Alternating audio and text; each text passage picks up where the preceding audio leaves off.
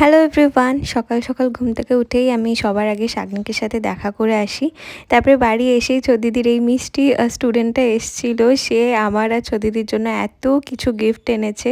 সত্যি কথা বলতে সবার সাথে আমি থাকলে আমার মনটা অনেক বেশি ভালোও থাকে। আর দেখো কানেরগুলো কত সুন্দর দেখতে। তারপরে চলে এসেছিলাম আমার মায়ের ছোট্ট বাগানে। এটা হচ্ছে ছোট ছাদ, এখানে মা পদ্মের সমস্ত কিছু দিয়ে রেখেছে পদ্ম চাষ হবে বলে।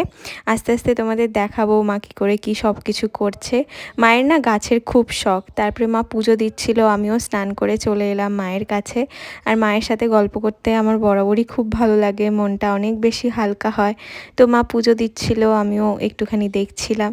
তারপরে চলে গেলাম রান্নাঘরে, একটু নুন চিনির জল খেলাম, কারণ কেন জানি না আমার মাথা ঘুরছে এখন সব সময়। তো আজকের মতো টাটা, দেখা হচ্ছে তোমাদের সাথে আবার পরের মিনি ব্লগে। খুব ভালো থেকো সকলে এবং সাবধানে থেকো। টাটা।